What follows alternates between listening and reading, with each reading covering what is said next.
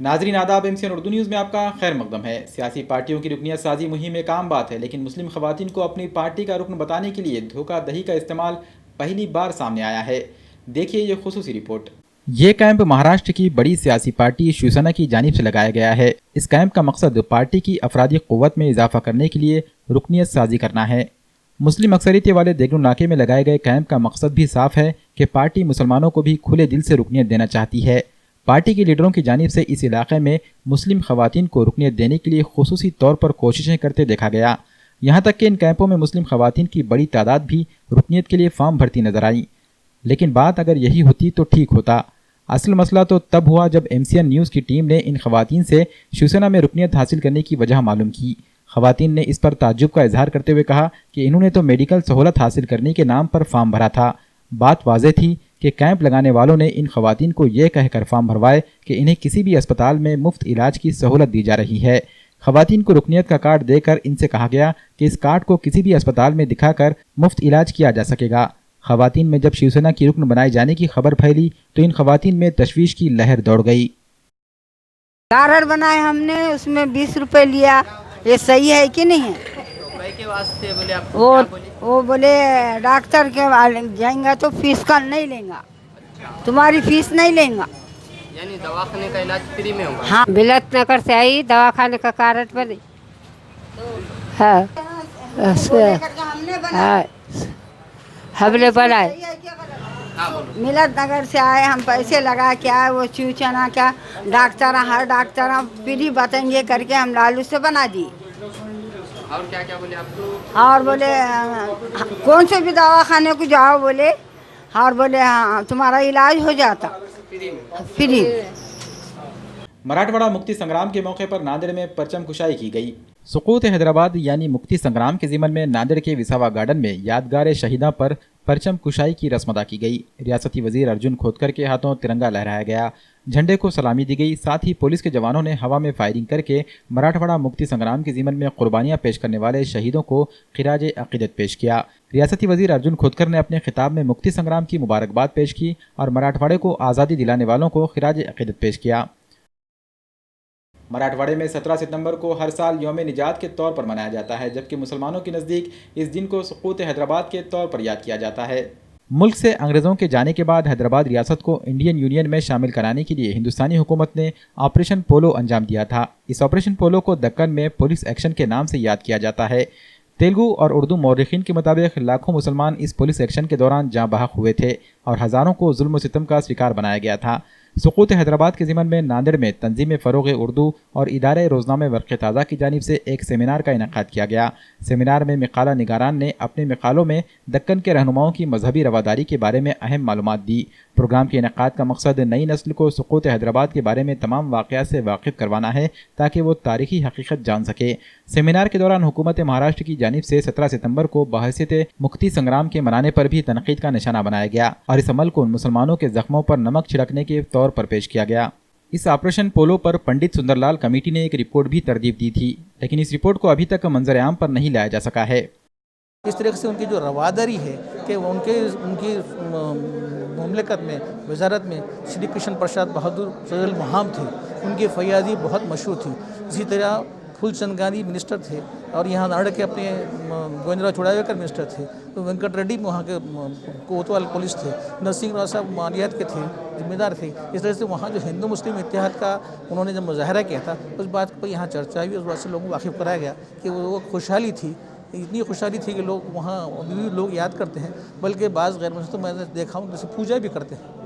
तो इस लिहाज से इनकी इन तमाम बातों से वाकिफ़ कराया गया ताकि यहाँ के लोग वाकिफ़ हो सकें कि 17 सितंबर मनाया जाता है और एक यौम एहतसाब है या नजात है। इस सिलसिले में आप लोग वाकिफ़ हो सकें, सबको मालूमात दे सकें कि यहाँ जो रियासत पुरानी थी किस तरह से उन्होंने बावजूद इसके कि उनका मुकदमा यूनियन में था, उन्होंने हिंदुस्तान में अपने आप को शामिल कर लिया और लिया है कि भलाई फलाह बहबूदी के लिए इसमें हिंदुस्तान में शामिल हुए और न खुद शामिल हुए बल्कि हुकूमत का जुज़ बन कर रहे। वो गवर्नर थे, वो कई साल तक गवर्नर ने से काम किया। सारे इंतजाम मिलिट्री स्कूल्स गवर्नमेंट में भी उन्हीं के जरिए चलते थे, लिहाजा वो शरीक हुए एक जमहूरी बासिंदे से।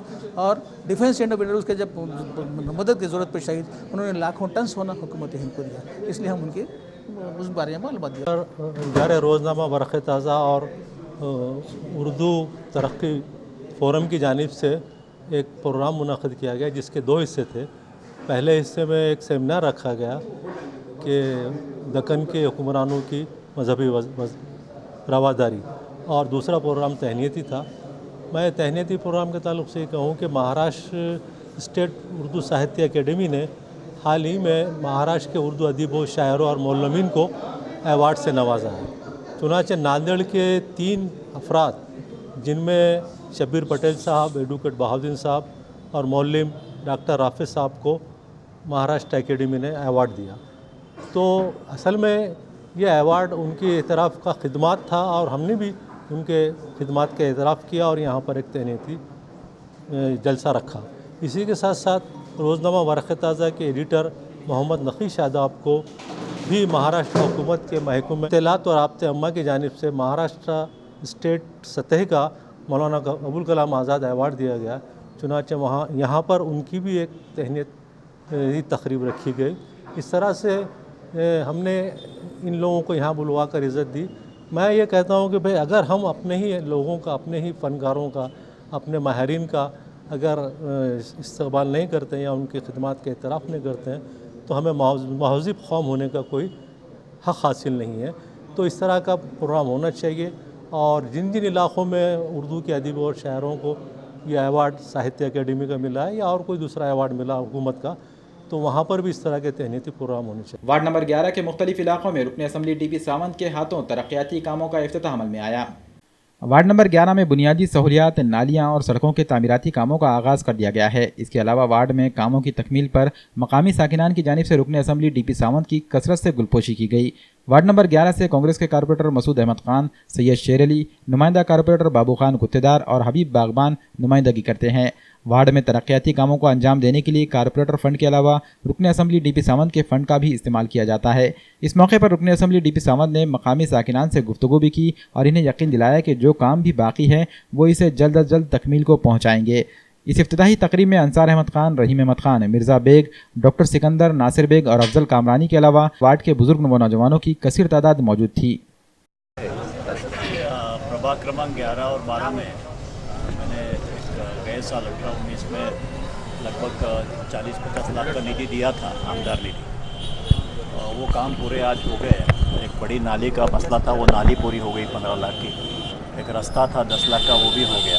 अभी प्रभाग क्रमांक 12 में जा रहा हूँ, वहाँ पे भी 15 लाख के कामों का उद्घाटन करना है। ये काम ये 2-3 महीने पहले दिए थे, आज उसकी पूरे हो गए काम, तो वो लोकार्पण आज हम कर रहे हैं। बस इससे ज़्यादा कुछ नहीं। अल्हम्दुलिल्लाह आज DP सावंत के 25 लाख जो फंड दिए थे उसमें एक 16 लाख की नाली और 9 लाख के ऊपर की एक रोड का उद्घाटन हुआ और BSUP में 2 करोड़ के ऊपर के कामों का भी ओपनिंग हो गई है। और हमने और एक रोड का काम निकाले हैं 24 लाख रुपए का, इंशाल्लाह वो भी हो जाएगा। और 40 लाख के नाला निकाले थे, वो भी हमने कर दिए हैं। और भी जो भी काम निकले हमारे साहब की मदद से, अशोक चौहान हमारे को फुल सपोर्ट कर रहे हैं। और मुसलमानों के सिवा मुस्लिम के काम करते करते DP साहब हिंदू मुस्लिम दोनों के काम कर रहे हैं।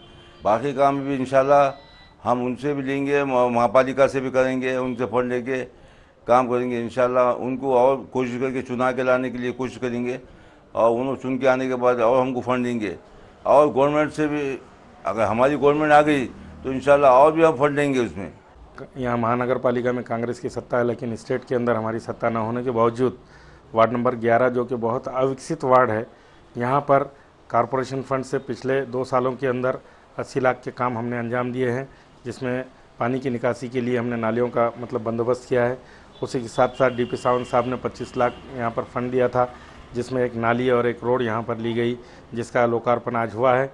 उसी के साथ साथ ब्रह्मपुरी के जो इंफ्रास्ट्रक्चर के रोडों के काम बचे हुए थे, जिसके वजह से वहाँ के गरीब आवाम को बहुत ज़्यादा तकलीफ़ हो रही थी, जिसमें अशोक चौहान साहब और DP सावंत साहब की कोशिशों की वजह से और हमारी नुमाइंदगी की वजह से वो काम मंजूर हो चुके हैं। अल्हम्दुलिल्लाह आज उसका इफ्तिताह हुआ है और इंशाअल्लाह बहुत जल्द वो तकमील को हो जाएंगे। इलेक्शन से पहले हम वो काम तकमील को पहुँचाने की कोशिश करेंगे। इसी के साथ साथ आज DP सावंत साहब को हमने ये नुमाइंदगी की कि इस एरिए के ड्रेनेज के जो मसाइल है वो अमृत में दलवा कर यहाँ के ड्रेनेज के मसाइल को हल करने के लिए हमने उनको नुमाइंदगी की। इंशाअल्लाह वो ड्रेनेज के मसाइल भी हम हल करवा कर लेंगे। नांदेड़ म्यूनिसिपल कॉरपोरेशन के खवातीन व इत्फाल बहबूद कमेटी की जानिब से बैनुल अक़वामी यौम तालीम का एहतमाम किया गया। इस मौके पर डॉक्टर शंकरराव चौहान सभागृह में एक प्रोग्राम रखा गया जिसमें मराठवाड़ा और विदर्भ के मारूफ समाज सुधारक सत्यपाल महाराज के मखसूस लबो लहजे में बेदारी लाने की कोशिश की गई। सत्यपाल महाराज ने अपनी गुफ्तगू में रहम मादर में लड़कियों के कत्ल, जहेज के नाम पर की गए जुल्म व कत्ल, गारतगिरी, तालीमी निस्वां, सेहत और सफाई जैसे अलग अलग उन्वानात पर सैर हासिल बहस की और समाज में इस मामले में बेदारी लाने की कोशिश की। प्रोग्राम के दौरान खवातीन व इत्फाल बहबूद कमेटी की नायब चेयरपर्सन और नांदेड़ जुनूब असम्बली हल्के से कांग्रेस पार्टी की ख्वाहिशमंद उम्मीदवार डॉक्टर अर्शिया कौसर हबीब मौलाना ने भी खिताब किया, जिसमें इन्होंने प्रोग्राम के इनेकाद की गर्ज़ व गायत बयान की और लड़कियों की तालीम पर तवज्जो देने पर जोर दिया। बहुत खुशी हो रही है कि जिस प्रोग्राम के लिए हमने जो बहुत दिनों से कोशिश की थी कि महिलाओं के लिए समाज प्रबोधन पर हमने कार्यक्रम रखे, क्योंकि ये बहुत ज़रूरी है और ये प्रोग्राम खास तौर पर एक महिलाओं के लिए रखा गया है, क्योंकि हमारा अधिकार है कि हम अपने अधिकार को जानें, उसी गहराई तक पहुँचें। क्या हम ये नहीं सोचते, क्या ये हम नहीं विचार करते कि जिस भारत देश का इतिहास रानी लक्ष्मीबाई के खून से लिखा जाता है, जिस भारत देश की तारीख बेगम हजरत महल की बहादुरी से लिखी जाती है, और ऐसी कई महिलाओं ने अपनी जिंदगी का सूरज गुरूब करके इस भारत देश को एक नई किरण, एक नई जिंदगी, एक नई आज़ादी दी। क्या आज ऐसी महिलाएं हैं? क्या आज ऐसी कुर्बानियाँ हैं? क्या आज हम ऐसे महिला हैं? ये हमें विचार करना चाहिए, क्योंकि आज हम देखेंगे तो देश में न जाने कितने हज़ारों बच्चियां काट कर फेंकी जाती हैं। जब बेटी पैदा होती है तो उसे फेंक दिया जाता है। कई लाखों बेटियां हुंडे के जुल्म में मजबूर मार दी जाती है, जलाई जाती हैं। आज हर तरह से हज़ारों मासूम बच्चियों का बलात्कार होता है। हम 2016 की बात लें तो 35,000 बलात्कार केस हुए हैं भारत देश में। इतना, और साल ब साल उसकी संख्या बढ़ती जा रही है। आखिर क्यों इतना जुल्म है हमारे महिलाओं पर? क्योंकि इसकी वजह हम खुद हैं, क्योंकि हम खामोश हैं, हम आवाज़ नहीं उठा रहे हैं। जबकि आपको पता होगा कि स्त्री की उन्नति पर ही राष्ट्र की उन्नति निर्भर है। हम जब तक आवाज़ नहीं उठाएंगे तब तक कुछ नहीं होगा। हमें न्याय के लिए आवाज़ उठाना है। वो कहते हैं ना कि ना संघर्ष ना तकलीफ तो क्या मज़ा है जीने में। बड़े बड़े तूफान थक जाते हैं जब आग लगी हो सीने में। ये आग हमें जो है हमारे अंदर अपने पैदा करना है। एक पंजाबी मध्ये खूप छान वाक्य आहे कि किस्मत बंदीनी बनवणी पेंडिया, किस्मत बंदीनी बनवणी पेंडिया, दुनिया टिकदी नहीं टिकौनी पेंडिया। ये हमारे ऊपर निर्भर है कि हम अपनी तकदीर, अपनी किस्मत बनाएं। किसी की क्या मजा हमारे घर के सामने आकर कोई कचरा फेंके। एक महिला घर से आवाज़ बुलंद करती है। अगर कोई छोटा सा बच्चा घर में रोते हुए आता है तो एक माँ, एक महिला लड़ने के लिए आवाज़ बुलंद करती है। लेकिन जब देश में हज़ारों बेटियां काट कर फेंकी जाती हैं, कई बेटियां हुंडे के दबाव में जलाई जाती हैं, तो फिर हमारी आवाज़ वहाँ पर क्यों खामोश होती है? तब हम क्यों न्याय के लिए आवाज़ नहीं उठाते? क्यों हम खामोश हैं? तो ये हमें विचार करना चाहिए। हमें हर तरह से, शिक्षा का मैदान हो, चाहे क्रीड़ा का मैदान हो, चाहे कला का मैदान हो, महिला आगे हो। जिला परिषद हो, विधानसभा हो, लोकसभा हो, मंत्रालय हो, महिला आगे हो। हर तरफ से महिला आगे, सुई धागे से लेके एस्ट्रोलॉजी तक महिला आगे हो, मेडिकल से लेके IAS ऑफिसर तक महिला आगे हो, घर की पकवान से तो साइंटिस्ट तक महिला आगे हो। तभी इस देश में महिला सुरक्षित रहेगी। इतना ही नहीं, महिला इस देश की सुरक्षा भी करेगी। आप देखिए आने वाले फिर भविष्य में एक महिला के हाथ में इस देश की डोर रहेगी अगर हम आगे बढ़ेंगे तो।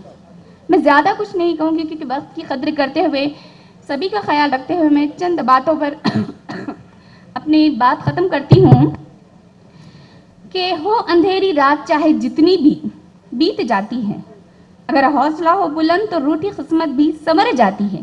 तैयार रहो, आगे बढ़ो, हर दम ए महिला, देखो मंजिल तुम्हें खुद मिलने को बुलाती है। जय हिंद, जय महाराष्ट्र।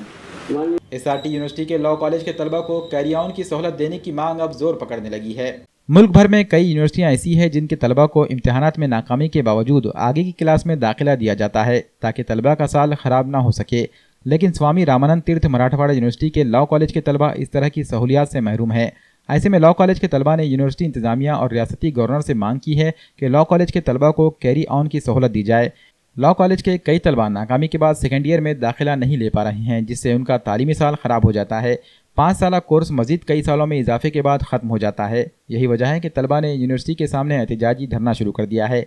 नादिर के मारूफ वकील एडवोकेट मोहम्मद अरशद ने भी इन तलबा से मुलाकात की और उनके मसाइल को हक बजानिब करार देते हुए अपनी मुकम्मल हिमायत का यकीन दिलाया। MCN उर्दू न्यूज़ में आज बस इतना ही। कल फिर मुलाकात होगी। आदाब।